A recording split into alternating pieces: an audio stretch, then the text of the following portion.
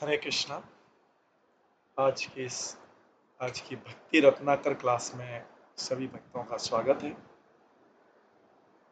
हम आज भक्ति रत्नाकर ग्रंथ प्रारंभ करेंगे, जो चैतन्य महाप्रभु के पार्षद नरहरि चक्रवर्ती ठाकुर द्वारा लिखा गया है। इससे पहले कीर्तन करेंगे। जय राधा माधव कुंज बिहारी,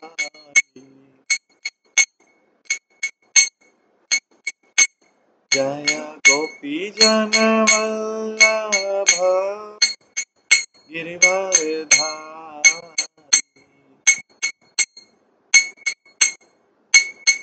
यशोदानंदन व्रज जनरंजन, यमुना तीरावनचारी,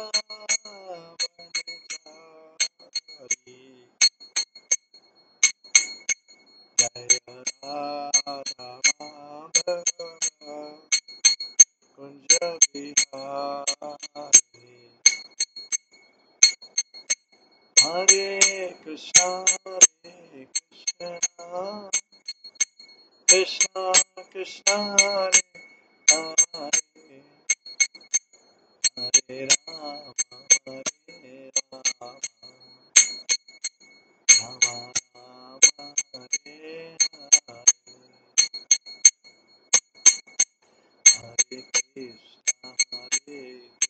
हरे कृष्णा कृष्णा कृष्णा हरे हरे,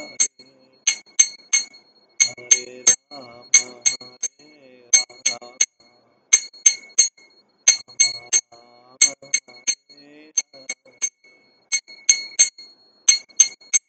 हरे कृष्णा कृष्णा कृष्णा हरे हरे, हरे राम राम हरे हरे,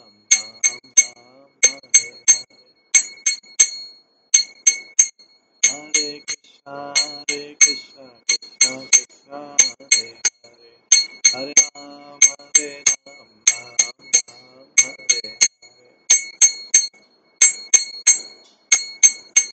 हरे कृष्णा कृष्णा कृष्णा हरे हरे, हरे राम राम हरे, हरे कृष्णा कृष्णा कृष्णा हरे हरे, हरे राम राम हरे, जय राधा गोविंद राधा गोविंद राधे, जय राधा माधव राधा माधव राधे, जय गौरानिताय जय गौरानिताय गौरानिताय जय गौरानिताय, जय जय प्रभुपाद प्रभुपाद प्रभुपाद, जय जय निताय गौर हरि गौर हरि गौर हरि गौर निताय गौर हरि। श्री राधा गोविंद देव की जय। श्री जगन्नाथ बलदेव सुभद्रा महारानी की जय। श्री गौर निताय की जय। श्री प्रभुपाद की जय। सभी भक्तगणों की जय।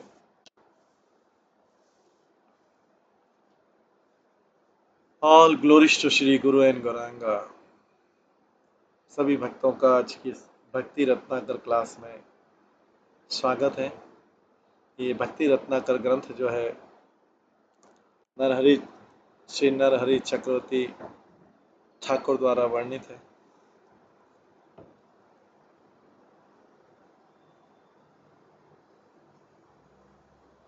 कल हमने गर्ग संहिता को, जो कि गर्ग मुनि द्वारा रचित है, उसको श्रवण किया था। आज उसी के आगे वो कृष्ण लीलाएं थी। अभी हम महाप्रभु की लीलाओं का श्रवण करेंगे भक्ति रत्नाकर श्री नरहरि चक्रवर्ती ठाकुर के इसमें ये संक्षिप्त है, इसमें श्लोक नहीं है, हम बिना श्लोक के जो है ये श्रवण करेंगे। 15 अध्याय हैं इसमें। आज हम पहले अध्याय से प्रारंभ करते हैं। पहला अध्याय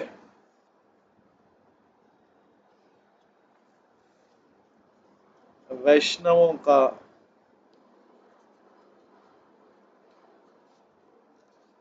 महिमा का यहाँ वर्णन किया गया है।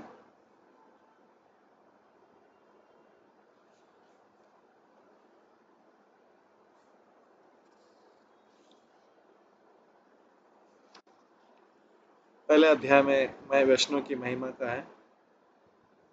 इसमें प्रार्थना है, भगवान गौरहरि आप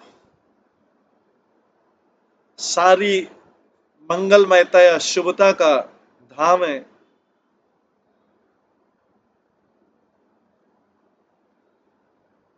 ये सारी मंगलमयता उतनी सुंदर है जैसे कृष्ण का कीर्तन होता है।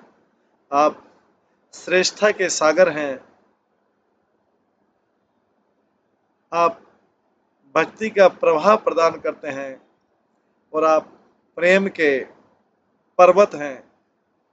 और ये पर्वत ऐसा सुनहरा जैसा गोल्ड।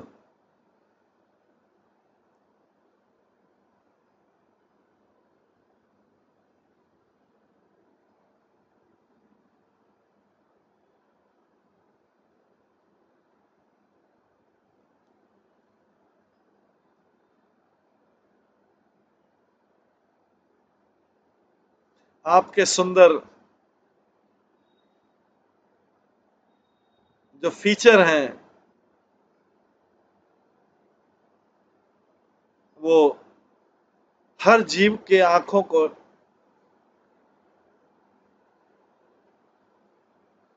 शांति प्रदान करते हैं, सूदिंग रिलीफ देते हैं, राहत देते हैं। इस जलते हुए भौतिक जगत से राहत देते हैं आपके सुंदर दर्शन। आप मानवता के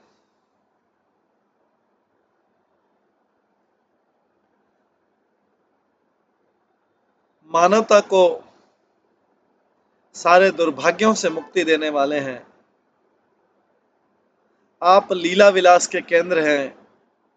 आप भक्तों का जीवन है। मेरे ऊपर कृपा करें।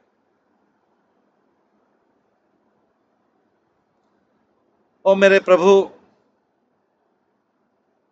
श्री गोपाल भट्ट जो कि भंवरे के समान है, महाप्रभु के गौरांग महाप्रभु के गौर हरि के चरणों में जो भंवरे के समान है, तो गोपाल भट्ट की भी विनती हो रही है। आप उस सूर्य के समान हैं जो अंधकार के भ्रम को दूर कर देता है। आप दया के सागर हैं। आप ब्राह्मणों में श्रेष्ठ हैं। आप वेंकट भट्ट के पुत्र हैं और दिव्य प्रेम के सुंदर आभूषण हैं। दिव्य प्रेम और भक्ति के सुंदर आभूषण हैं। आप भौतिक कष्टों के नष्ट करने वाले हैं और आनंद के सागर हैं, आनंद के आश्रय हैं उन लोगों के लिए जो संसार में दुखों से कष्ट पा रहे हैं। हे मेरे भगवान, कृपया मेरे ऊपर कृपा कीजिए, मुझे बचाइए। ये गोपाल भट्ट का।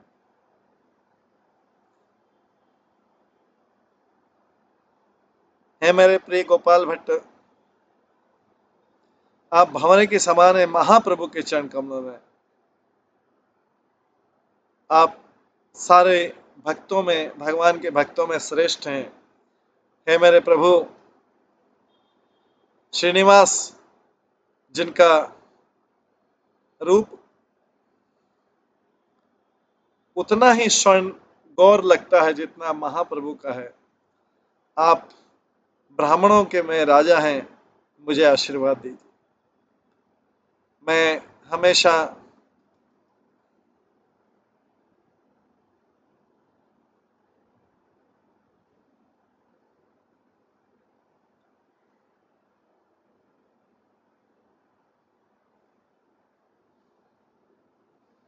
श्रीनिवास प्रभु के साथियों की पूजा करता हूँ, उनके संगियों की पूजा करता हूँ, जो कि कल्प वृक्ष के समान है, भक्ति के, प्रेम के, दिव्य प्रेम के। श्री कृष्ण चंद्र ने जो भक्ति का दिव्य प्रेम लगाया उसके समान है। मेरे श्रोताओं, प्रिय श्रोताओं, बार बार और आनंद के साथ में इस भक्ति रत्नाकर को सुनिए, जो वैष्णवों का जीवन है और कष्टों का, दुर्भाग्यों का विनाश करता है। अब फिर से गौर सुंदर उनके पार्षदों की महिमाएं। श्री कृष्ण चैतन्य जो ईश्वरों के ईश्वर, उनकी जय हो, जो भक्ति के प्रेमी हैं और जिनके सुंदर फीचर जो हैं, अंग हैं, उससे सारा संसार आकर्षित होता है। वो लक्ष्मी के पति हैं और सची माता जगन्नाथ जी के पुत्र हैं। वो नित्यानंद के जीवन और प्राण हैं, नित्यानंद, अद्वैत और गदाधर है। मेरे भगवान, उन वेदों ने भी आपको महिमा गाई है और ऐसा कोई व्यक्ति नहीं है जो आपकी लीलाओं से आकर्षित नहीं हो। आप गुरु हैं, आप भक्ति की शक्ति हैं और आप भगवान विष्णु के अवतार। आपने अपना विलास को इन 3 लक्षणों में प्रकट किया है। जो वैष्णव धर्म में एक्सपर्ट हैं, दक्ष हैं, वो आपके विलास को महिमा गाते हैं। जो उनके विचारों में सारे सौभाग्य का लक्षण है।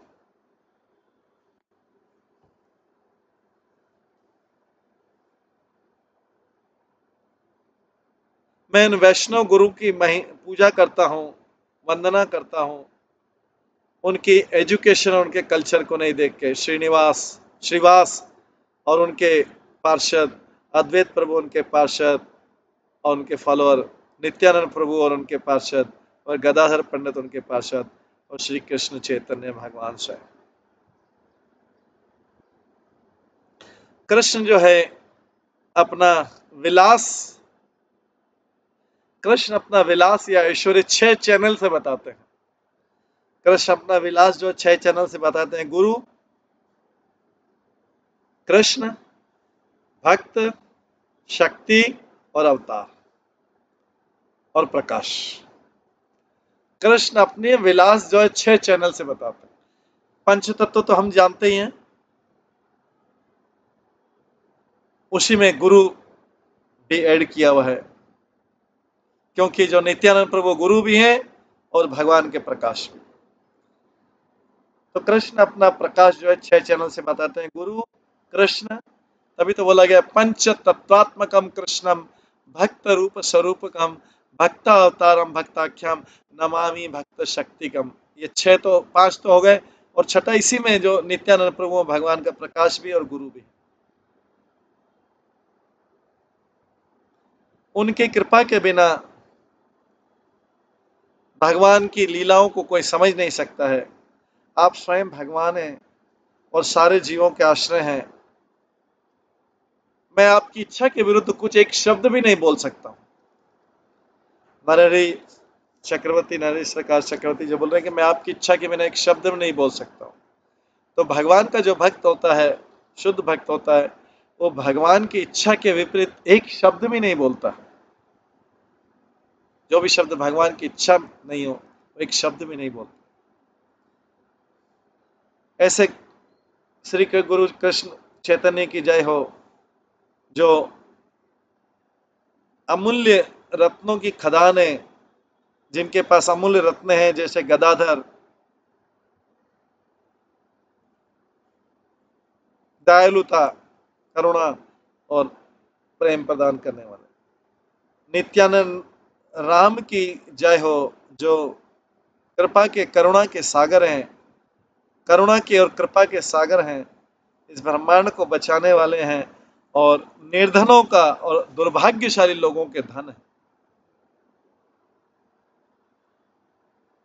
उनके मित्र हैं। आप जो हैं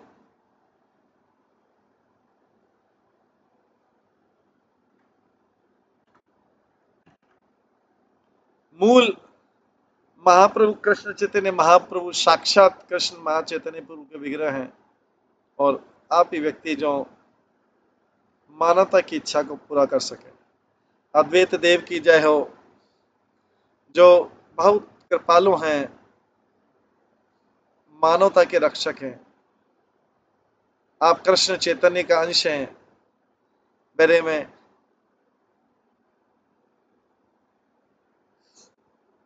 साहस नहीं है कि मैं आपकी महिमा का वर्णन करूं।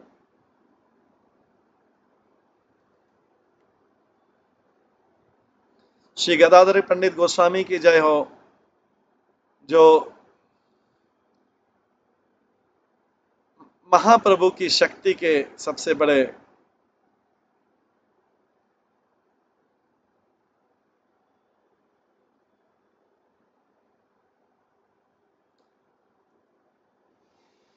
अधिकारी हैं,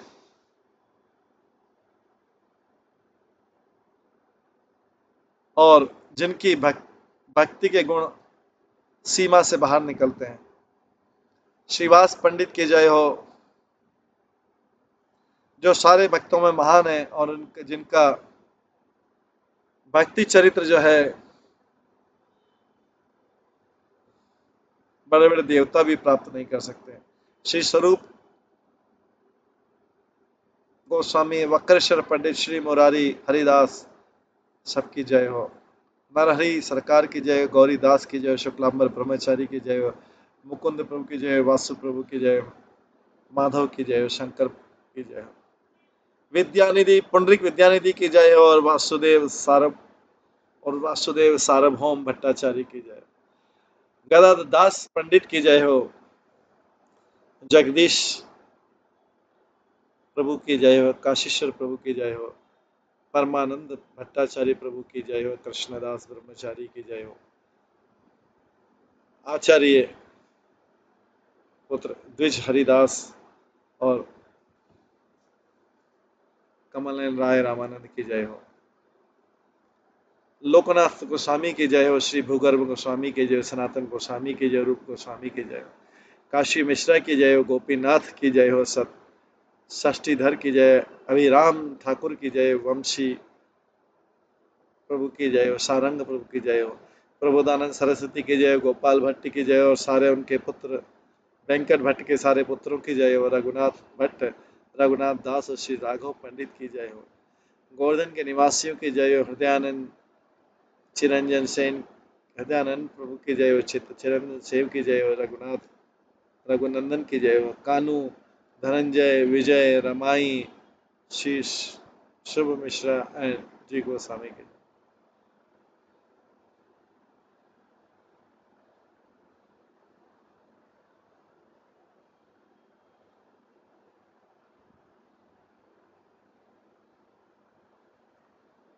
भगवान आचार्य की जय, माधव प्रभु की जय, श्रीधर की दास, वृंदावन दास की जय, कृष्णदास कविराज गोस्वामी की जय, श्रीनिवास आचार्य की जय, श्री ठाकुर महाशय की जय, नरोत्तम दास ठाकुर की जय, हरि श्यामानंद की जय हो, चैतन्य महाप्रभु के सारे भक्तों की जय हो। श्री चैतन्य महाप्रभु भक्तों के प्राण थे, जो बहुत भाग्यशाली थे, उन्होंने उनकी कृपा प्राप्त की। महाप्रभु का जीवन चरित्र वर्णन करने में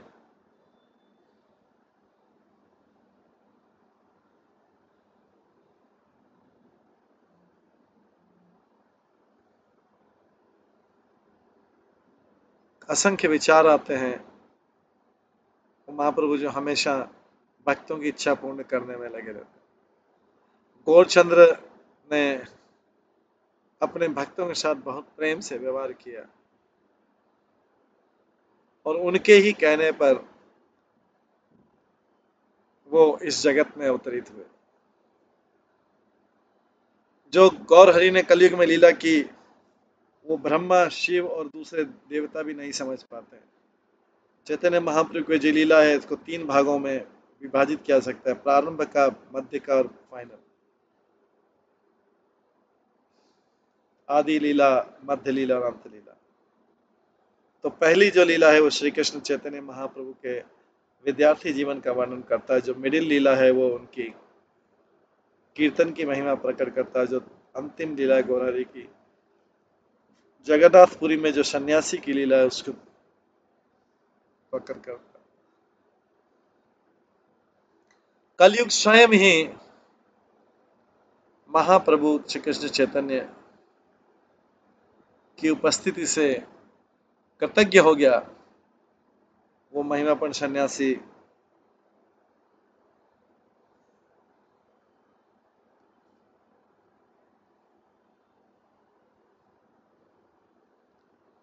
महिमा मंडी सन्यासी उनके नित्यानंद और अद्वैत के साथ।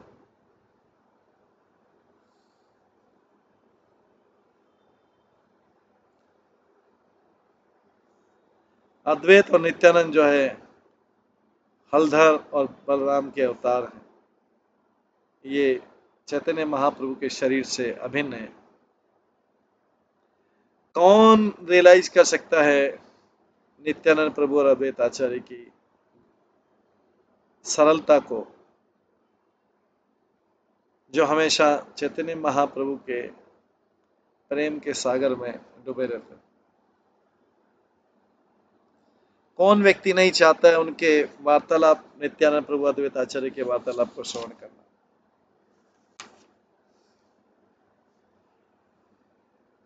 ये चैतन्य महाप्रभु के दोनों भक्त लंबे समय तक जीवित रहे। मेरी इच्छा थी कि मेरे पास इतनी शक्ति होती कि मैं उनकी महिमा को दूर दूर तक फैलाता। नवदीप में चैतन्य महाप्रभु, नित्यानंद प्रभु, अद्वैत आचार्य ने बहुत आनंद देने वाले लीलाएं की। महाप्रभु के भक्तों ने इन लीलाओं का आनंद उठाया। सारा ब्रह्मांड शुद्ध हो गया था गौरांग महाप्रभु की आध्यात्मिक लीलाओं से। पर जो एनिमीज थे, शत्रु थे वैष्णवों के,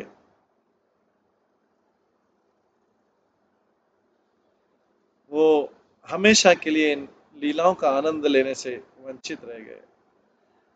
जिनको महाप्रभु का स्पर्श प्राप्त हुआ, वो भक्ति के सागर में डूब गए।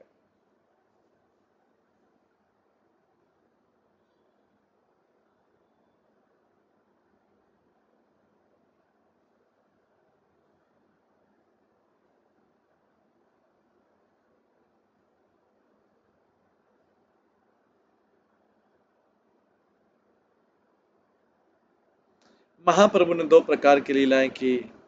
प्राकृत लीला जो भौतिक जगत में दृश्य थी, और अप्राकृत लीला जो केवल आध्यात्मिक जगत में। कई बार महाप्रभु प्रकट होते हैं और कई बार अप्रकट होते हैं अपने भक्तों के सामने। पर प्रकट हो या अप्रकट हो, महाप्रभु अपने भक्तों के साथ एक जैसा ही व्यवहार करते हैं। सारे जो वैष्णव ग्रंथ हैं,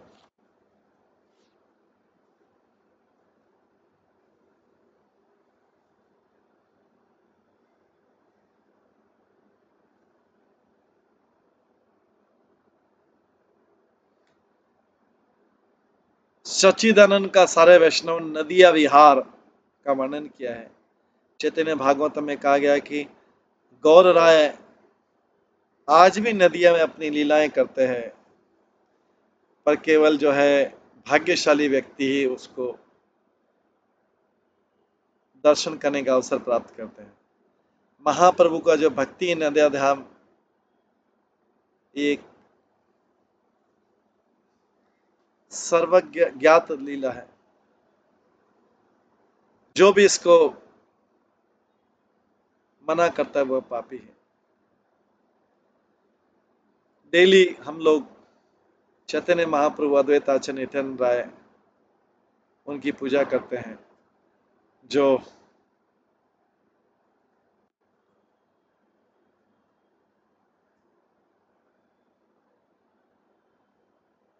यज्ञोपवीत यज्ञ या जनेऊ जो है पहने रहते हैं।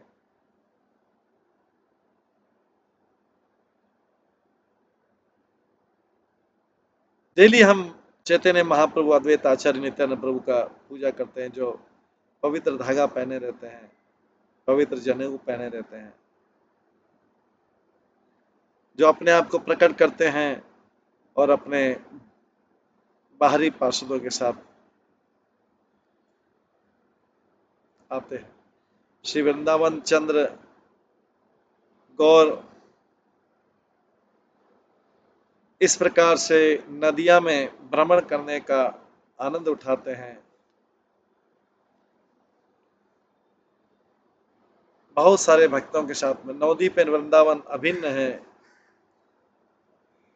एक स्थान पर महाप्रभु ने अपनी लीलाएं प्रदर्शित की और दूसरे स्थान में श्याम मतलब श्याम सुंदर ने अपनी लीलाएं प्रदर्शित की।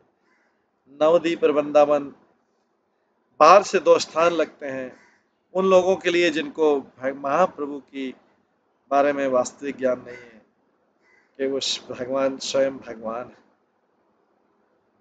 जो लोग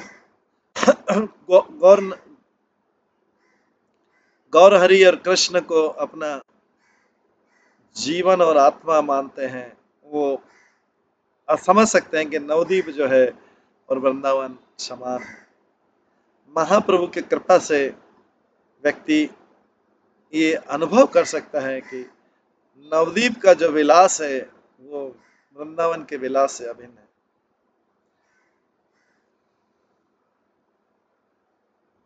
इस प्रकार से भगवान महाप्रभु के भक्त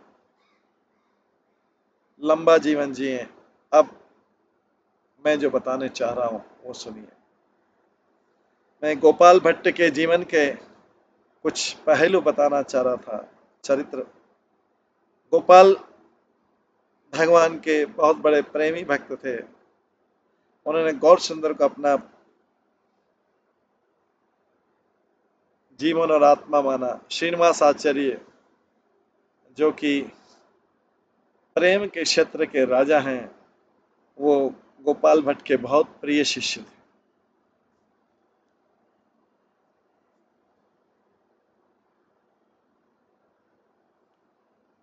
श्रीनिवास आचार्य के जो अनुयायी थे वो भी बहुत प्रसिद्ध हुए भगवान के गौरांग महाप्रभु के भक्ति की आसक्ति से। मैं इन भक्तों के चरित्र को सुनाना चाहता हूं जिनके लिए गौरांग महाप्रभु उनके पार्षद एकमात्र आश्रय है। हे श्रोताओं, मैं बार बार आपसे बोलता हूं, केवल कृष्ण चैतन्य के बारे में ही सोचिए। जो गौरचंद्र की वास्तविक महिमा इस जगत में वो ये है कि वो उन भक्तों के द्वारा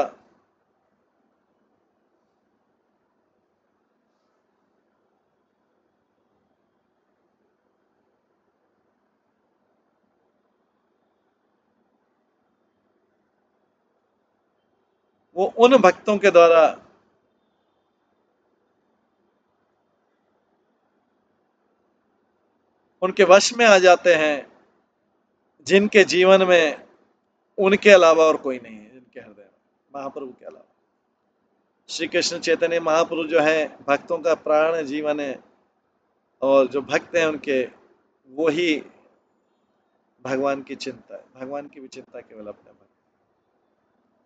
महाप्रभु की इच्छा से भक्तों ने अलग अलग स्थानों पर जन्म लिया और भगवान अलग अलग समय पर उन लोगों से मिल सके। जो वैष्णव साहित्य के रचयिता हैं बड़े बड़े, उन्होंने महाप्रभु के अपने भक्तों से जो वार्तालाप हुआ, मिलन हुआ, उसका वर्णन करते हैं। जो लोग ये नहीं जानते, सत्य को मना करते हैं कि भगवान और भक्तों का संबंध है, वो सब अधोगति में जाएंगे। मैं सलाह देता हूं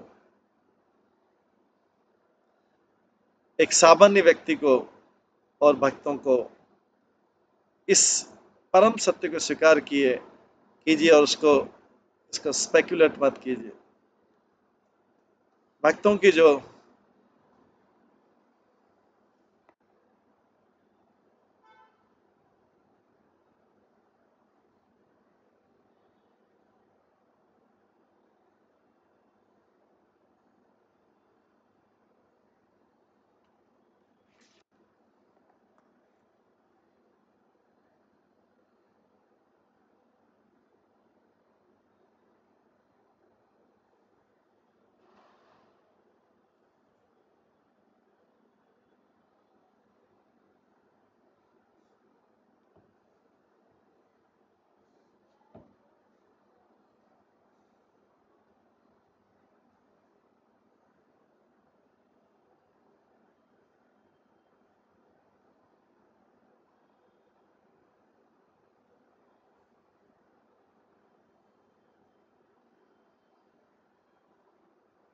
भक्तों की जो सरल इच्छा है वो भगवान से भी ज्यादा शक्तिशाली है। महाप्रभु जो है अपने भक्तों की क्वालिटी को अपना आभूषण मानते हैं। कई बार महाप्रभु अपने भक्तों से मिलने जाते थे और दूसरे समय भक्तों से लोग मिलने आते थे।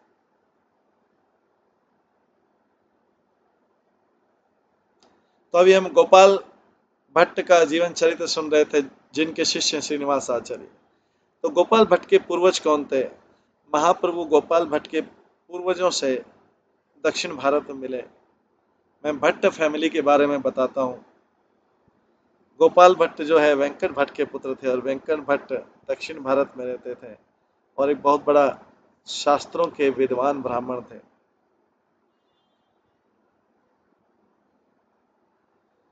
त्रिमल्ला, वेंकट और श्री प्रबोधानंद, ये तीन भाई थे।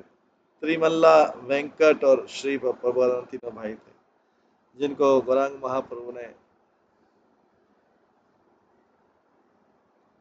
जो गौरांग महाप्रभु के जीवन और प्राण थे। ये सब लोग पहले लक्ष्मी नारायण की पूजा करते थे, बट महाप्रभु की कृपा से वो राधा कृष्ण के भक्त बन गए। दक्षिण भारत की यात्रा में महाप्रभु गौरहरि ने 4 महीने चतुर्मास के भट्ट परिवार के घरों में बिताए। चैतन्य चरितमृत में कहा गया है कि भगवान की दक्षिण भारत का सुंदर वर्णन किया गया था। गोपाल भट्ट के बारे में ज्यादा विस्तृत वर्णन नहीं है चैतन्य चरितमृत में, बस उनके परिवार के बारे में। चैतन्य चरितमृत मध्य लीला में चैप्टर 9 में एक वैष्णव का नाम, जिसका नाम वेंकट भट्ट है, जो बड़े आदर के साथ में जिसने महाप्रभु को बुलाया अपने घर में, उसने महाप्रभु के चरणों को धोया, प्रक्षालन किया और उसका जल पिया अपने परिवार के साथ। ये कहा जाता है कि गोपाल, जो कि वेंकट भट्ट का पुत्र था, बहुत एक्सटेटिक हो गया, आनंद से भावित हो गया उस जल को पी के। हालांकि उसने अपने शरीर को नियंत्रित करने की कोशिश किया, लेकिन वो अति आनंद में, अति प्रेम में कंपन करने लगा, जो गोपाल था, वेंकट भट्ट का। गोपाल एक सुंदर युवा बालक था, जिसका शरीर का रूप जो था उतना सुनहरा था, सुंदर था, जैसे चंपक लता होता है, गोल्डन चंपक। उनका जो मुखमंडल था, बड़ी बड़ी आंखें थी, बड़ी भौहें थी, उनका नाक और उनका जो मुखमंडल है वो वैष्णव तिलक लगाए हुए थे। उनके कान कितने सुंदर थे, उनके नाक कितने सुंदर थे, उनके हाथ कितने सुंदर थे, उनका वक्षस्थल कितना सुंदर था, उनकी कमर कितनी सुंदर थी, उनके घुटने कितने सुंदर थे, उनका चरण कमल कितने सुंदर थे। वो ब्राइट वस्त्र पहनते थे और कई आभूषणों से डेकोरेटेड। हर कोई व्यक्ति उनकी सुंदरता से, सदा वृद्धि होने वाली सुंदरता से, और उनकी पुरुषत्व से प्रभावित था। महाप्रभु को प्राप्त करके, जो कि उनके प्राण और आत्मा है, गोपाल भट्ट जो है, उन्होंने बहुत प्रसन्नता के साथ महाप्रभु की सेवा में अपने आप को इंगेज कर लिया, बिजी कर लिया। मैं ऐसे गोपाल भट्ट को प्रणाम करता हूँ, जो कि सारे ब्राह्मणों में श्रेष्ठ हैं और चैतन्य महाप्रभु की पूरी सिंसियरिटी के साथ सेवा में लगे थे। मैं इसका वर्णन करने में असमर्थ हूँ कि किस प्रकार से गौर हरि महाप्रभु को फेवर करते थे। तो भगवान अपने विशेष भक्तों को कुछ विशेष फेवर करते।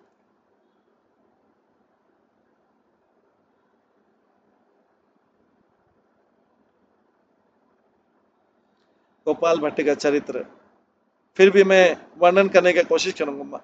नरहरि सरकार नरहरि चक्रवर्ती बोलते हैं कि मैं वर्णन नहीं कर सकता, फिर भी मैं वर्णन करने का प्रयास करूंगा।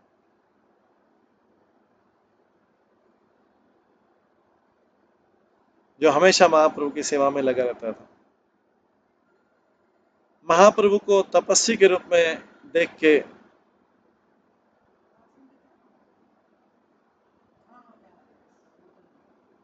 महाप्रभु को तपस्वी के रूप में देखकर गोपाल भट्ट बहुत रोते थे, प्राइवेटली शोक करते थे।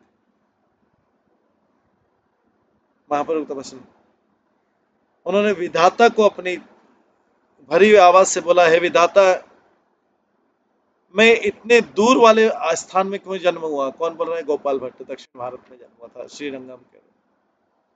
वो विधाता से बोलता, मेरा जन्म इतना दूर क्यों हुआ? क्योंकि महाप्रभु तो इधर लीलाएं कर रहे थे, नवद्वीप में कर थे, और फिर बाद में नीलांचल चले गए थे। कुछ समय के लिए साउथ इंडिया गए थे। बोल रहे, हे विधाता, गोपाल भट्ट प्रार्थना करते, विधाता मेरा जन्म इतना दूर क्यों हुआ? और मुझे महाप्रभु के दर्शन तब क्यों हुए जब वो तपस्वी की ड्रेस में पहन रहे? क्योंकि महाप्रभु ने संन्यास लेने के बाद ही साउथ इंडिया गए। और मैंने नदिया में उनकी लीलाओं का दर्शन क्यों नहीं किया जब वो गृहस्थ जीवन में थे या विद्यार्थी जीवन में थे? मैंने तपस्वी वेश में क्यों देखा महाप्रभु को? हे विधाता, आप कितने क्रूर क्यों हैं? उनको तपस्वी बना दिया, सन्यासी बना दिया आपने। जब मैं कब से इच्छा करा था कि उनको ब्रजेंद्र नंदन के रूप में देखूं, जो राधा के स्वामी हैं। इस प्रकार से रोते हुए, शोक करते हुए गोपाल भट्ट पागलों की तरह बड़ी जोर जोर से सांस लेते थे। उनकी सांस इतनी गर्म थी जैसे फायर निकल रही हो। लेकिन फिर विधाता को क्षमा करते हुए बोलते हैं कि ये तो उसका स्वयं का दुर्भाग्य है। इसमें विधाता क्या क्या स्वयं का दुर्भाग्य कि मैं महाप्रभु की लीलाओं को, शुरू की लीलाओं को नहीं देख पाया। मैंने उनको तभी देखा जब वो सन्यास या तपस्वी। गोपाल भट्ट इस प्रकार से क्रंदन करते हैं, रोते हैं, शोक करते हैं कि मेरा जन्म नदिया में क्यों नहीं हुआ? मेरा जन्म इतनी दूर श्रीरंगम में क्यों? इस प्रकार से शोक में डूबकर गोपाल भट्ट शांत रहे। लेकिन महाप्रभु समझ पाए कि गोपाल भट्ट के मन की दशा क्या है। जब गोपाल भट्ट पूरी तरह से गहरी नींद में सो जाते तो नवद्वीप के जो भगवान है उनको स्वप्न में आते थे। भगवान गौर सुंदर नवद्वीप की सड़कों पे घूमते हुए नजर आते थे हमको, क्योंकि उन्होंने भगवान की ये वाली लीला नहीं देखी थी। गोपाल भट्ट ने सन्यास वाली लीला देखी, तो भगवान उनको स्वप्न में वो वाली लीलाएं बताते थे, नवद्वीप वाली। गोपाल भट्ट ड्रीम में भगवान नवद्वीप के वो भगवान सड़कों पे घूमते थे, गोपाल भट्ट उनके साथ में रहते थे। नित्यानंद अद्वैत ने उस गोपाल भट्ट को अपनी, ये सब स्वप्न में हो रहा है, बड़े प्रेम से अपनी भुजाओं में ले लिया। पर वो जब कुछ बोलने वाले थे इतने में तो गोपाल भट्ट की नींद खुल गई।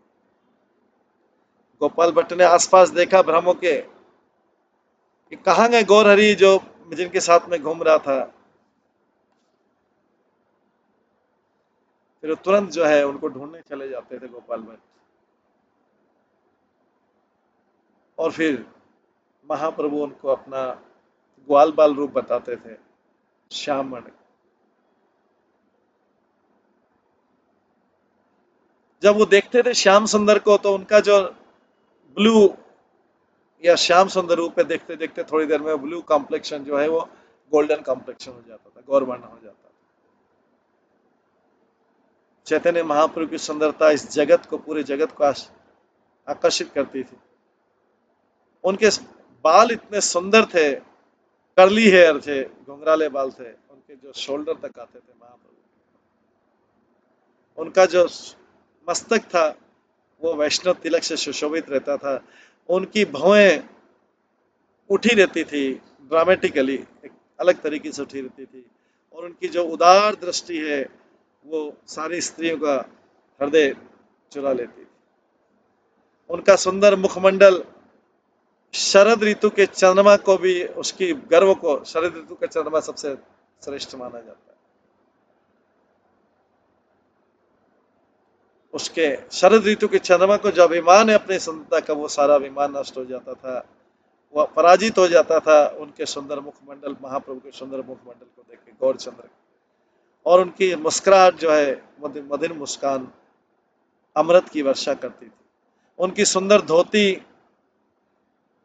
3 फोल्ड में लपेटी रहती थी और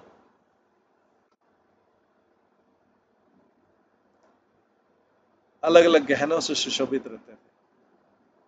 उनके जेस्चर, हाव भाव और पोस्चर जो थे, शरीर के अलग अलग साइड्स बहुत आकर्षक थे। मालती की माला को उनके आसपास, निमाई के आसपास हैंग होती रहती थी उनके गले में।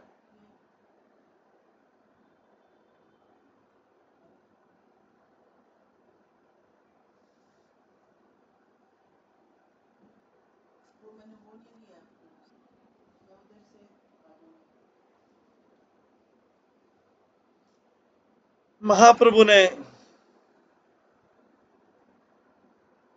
गोपाल भट्ट महाप्रभु के चरण कमलों पर गिर पड़े और फिर से उनके मुखमंडल की तरफ देखने लगे, इस आशा के साथ में पर भगवान के, ये भगवान का रूप कंटिन्यू रहेगा। पर भगवान ने फिर से अपना तपस्वी रूप, सन्यासी रूप उनको दिखाया। महाप्रभु गौरचंद्र ने गोपाल को शांत किया और उनको डायरेक्ट इंस्ट्रक्शन दिया। उन्होंने उनको आदेश दिया कि आप वृंदावन चले जाइए जितना जल्दी संभव हो सके, और वहां पे आप 2 बहुमूल्य रत्नों से मिलेंगे, जो है रूप गोस्वामी, सनातन गोस्वामी। उनको मेरी इच्छा बताना। महाप्रभु ने कहा, वृंदावन में आपको कई शिष्य मिलेंगे सारे विश्व से। इस प्रकार से गोपाल भट्ट को आदेश देकर महाप्रभु ने उनके गोद में उठाया, उनके शरीर को अपने आंसुओं से गीला कर दिया। महाप्रभु ने गोपाल भट्ट को एडवाइस किया कि ये आदेश जो मैं आपको दे रहा हूँ इसको गुप्त रखना, किसी के साथ डिस्कस नहीं करना। गोपाल भट्ट बहुत प्रसन्न थे उससे। जो वेंकट भट्ट उनके पिताजी थे, वो इस चीज से संतुष्ट है, सिंसियरिटी से, उस सिंसियरिटी से जिससे गोपाल गौरांग महाप्रभु को सेवा कर रहे हैं।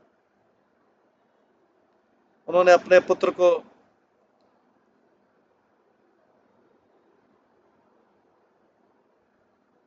गौरचंद्र के कृपालु चरणों में समर्पित कर दिया और पूरा संतुष्ट हो गया।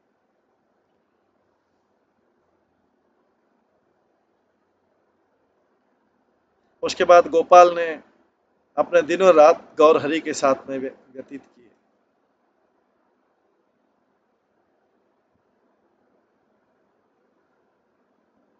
ये सोच सोच कर कि महाप्रभु उनके घर से 4 महीने में चले जाएंगे, तीनों भाई बहुत दुख शोक करते थे।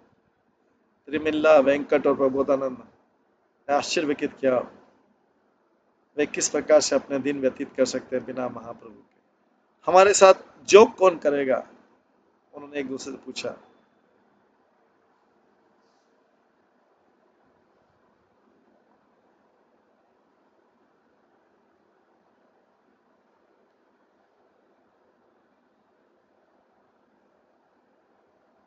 हमारे साथ नदी में, कावेरी नदी में स्नान करने कौन जाएगा, कौन हमारे साथ संकीर्तन करेगा रंगनाथ के मंदिर में, और हमको भक्ति का रत्न हम जैसे अयोग्य व्यक्तियों को भक्ति का रत्न कौन देगा? भगवान महाप्रभु की उपस्थिति के बिना ये जो भीड़ है ये सब बिखर जाएगी और जो पवित्र स्थान है वो सब खाली हो जाएंगे।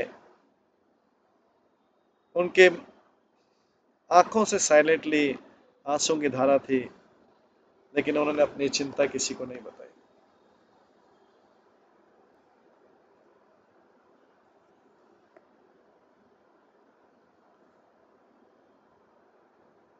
इस प्रकार से उन्होंने अपनी चिंताएं नहीं बताई दोनों।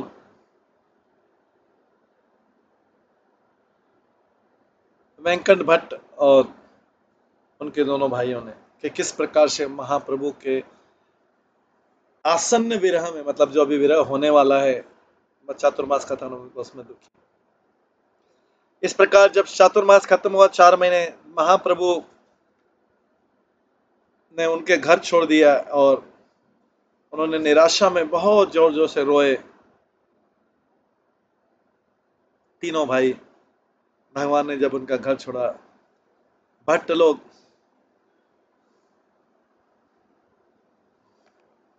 भूमि पर गिर पड़े उनके चरणों में। महाप्रभु ने उनको शांत किया, तीनों भाइयों को, उनको स्नेह के साथ गले लगाया।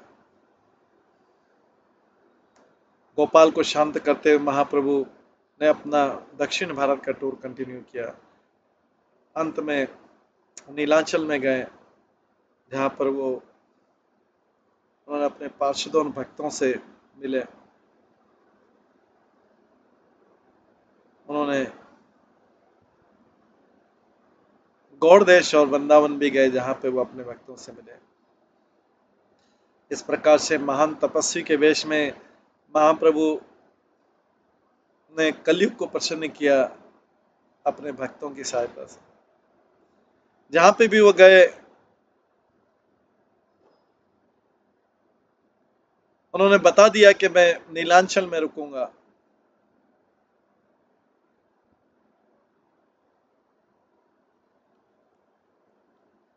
पर साउथ इंडिया में वेंकट भट्ट और उनके दोनों भाई बहुत दुखी हुए भगवान के विरह से। अपने स्वामी के विरह में गोपाल भट्ट जो है, उनके मन की दशा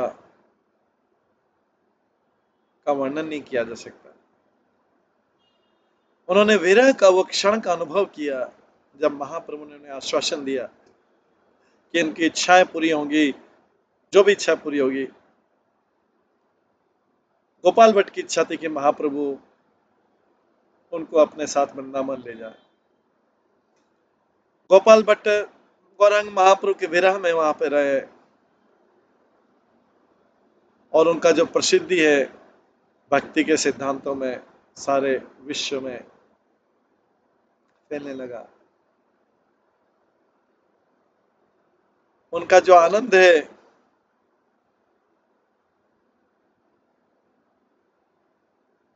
गौरांग महाप्रभु की महिमा को फैलाने में जो आनंद था, और मायावादियों के, भ्रमवादियों के सिद्ध विचारों को हराने का। जो शिक्षित लोग थे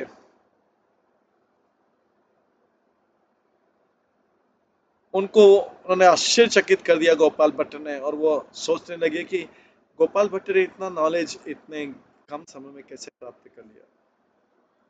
कोई कहता है कि इसका श्रेय जो है प्रबोधानंद को जाता है, जिसने इन्होंने एजुकेट किया था बचपन से। कोई भी व्यक्ति गोपाल भट्ट के ज्ञान का मैच नहीं कर सकता था, जिन्होंने निश्चित रूप से ज्ञान प्राप्त किया अपने अंकल के प्रयासों से।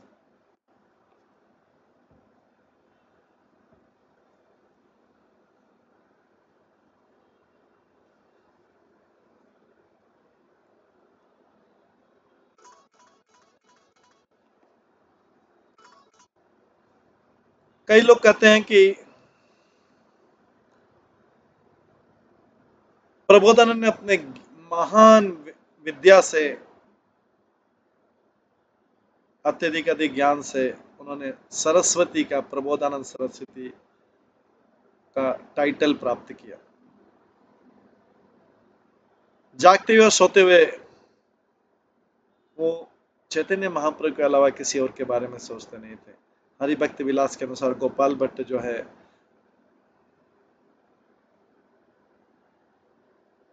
प्रबोधानंद सरस्वती के शिष्य और गौर सुंदर के प्रिय शिष्य।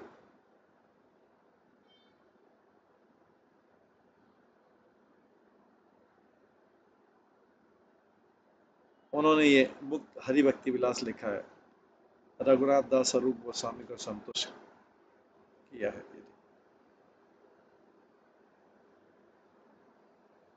भौतिक कार्यों से विरक्त को गोपाल भट्ट स्नेही थे और पोएटिक थे।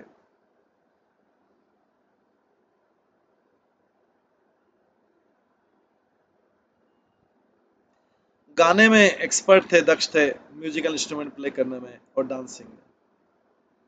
जो श्लोकों की ग्रंथ है गोपाल भट्ट द्वारा रचित, जिसका श्रेय प्रबोधानंद को देना चाहिए।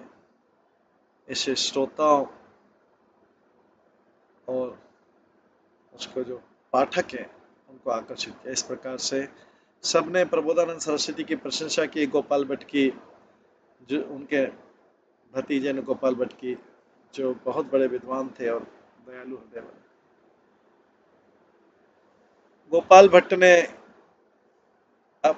अपने माता पिता को पालन करने की रिस्पॉन्सिबिलिटी लिया सीरियसली, जो हमेशा उनसे संतुष्ट है। एक बार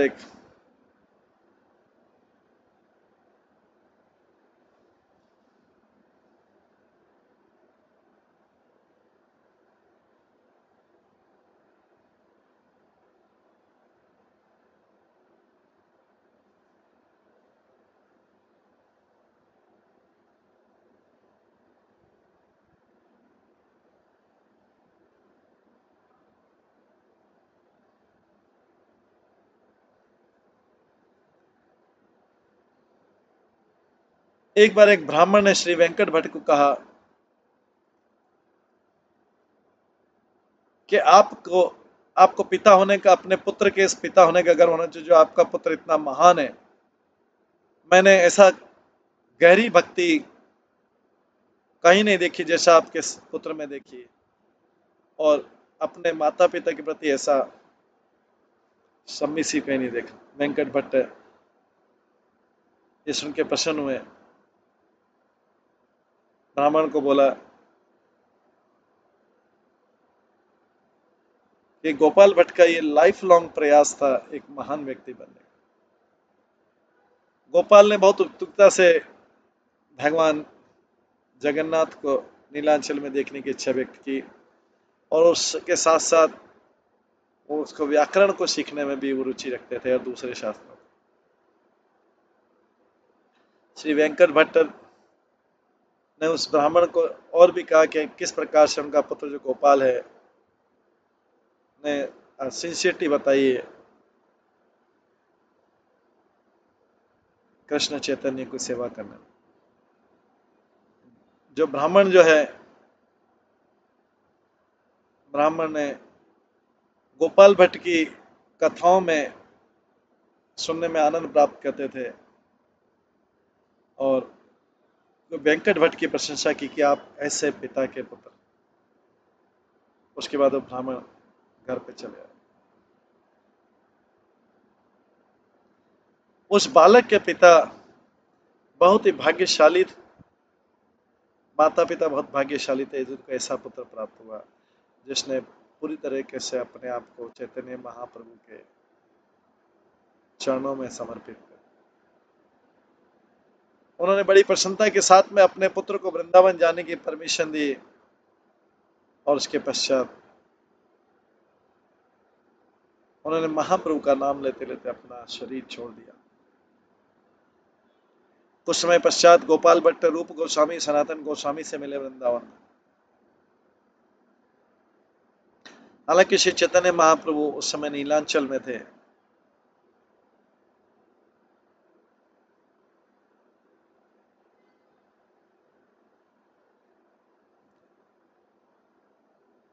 स्वयं भगवान होते हुए वो समझ पाए कि गोपाल वृंदावन चला गया।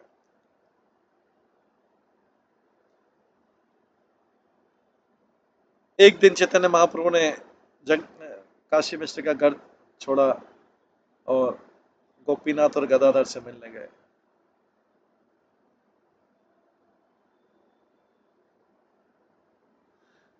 गदाधर उनके प्रति इतने, गदाधर के पास में जाके उन्होंने अपना आकर्षण वहां पे छोड़ा।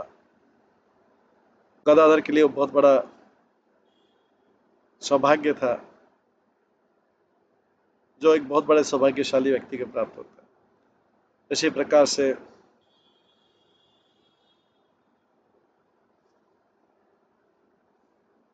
नित्यानंद गदाधर के बीच जो मित्रता थी, उसकी साधारण व्यक्ति उसको समझ नहीं सकता। गदाधर और अद्वैत आचार्य के बीच में जो वार्तालाप हुआ, उसको सुन के व्यक्ति को बहुत राहत मिलती। श्रीवास पंडित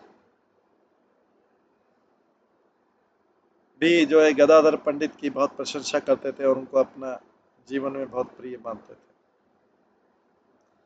कोई नहीं जानता कि हरिदास प्रभु और गदाधर पंडित के बीच कैसा संबंध था। कोई नहीं जानता कि गदाधर पंडित और गदाधर दास के बीच कृपा का संबंध कैसा प्रकार का संबंध। कोई भी पृथ्वी पे ऐसा व्यक्ति नहीं जो कोई गदाधर और गौर सुंदर के बीच जो संबंध है उसका वर्णन कर सके। गदाधर पंडित की अनुपस्थिति में महाप्रभु और उनके भक्त जो थे उनकी सीट लेते थे। कोई बहुत भाग्यशाली व्यक्ति होगा जो इस प्रकार का सुंदर सीन का वर्णन कर सकेगा। महान तपस्वी सन्यासी महाप्रभु गौर राय अपने मन की बात भक्तों को बोलते थे। वो बोलते थे, मुझे बहुत चिंता हो रही कि मैंने ब्रज धाम से बहुत दिनों से कोई न्यूज नहीं मिली। वहां पे रूप गोस्वामी थे, सनातन गोस्वामी थे, गोपाल भट्ट गोस्वामी। वो भक्तों से कहे कि उन्होंने भक्तों से कहा कि वो कुछ समय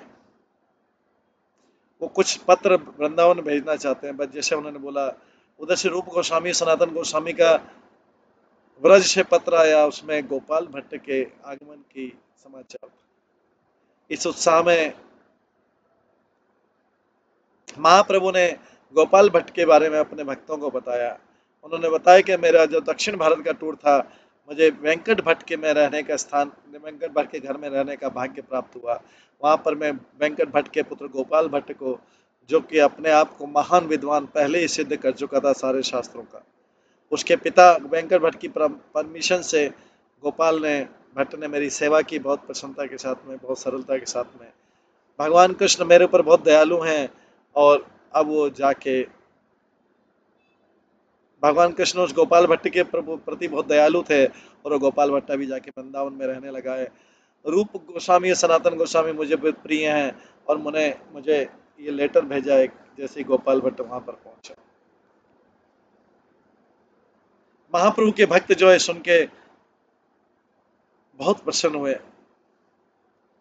भगवान महाप्रभु ने चैतन्य महाप्रभु रूप गोस्वामी रूप सनातन गोस्वामी की प्रशंसा की और उसके बाद उनको उत्तर भेजा। उन्होंने लिखा कि मैं बहुत प्रसन्न हूँ कि गोपाल भट्ट जब वृंदावन में आ गए हैं, तुम उसको अपने भाई के समान स्वीकार करो और मेरे को पत्र भेजते रहना समय समय पर, और मुझे अपना कल्याण और सारे कार्यकलाप बता देना। जो आपने पुस्तक लिखी है और जो आप लिखने वाले हैं, वो सारे संसार उसको स्वीकार करेगा। जो व्यक्ति इसको सारा डिस्ट्रीब्यूट करेगा, वो अब आपके पास में आ गया है कृष्ण की इच्छा से।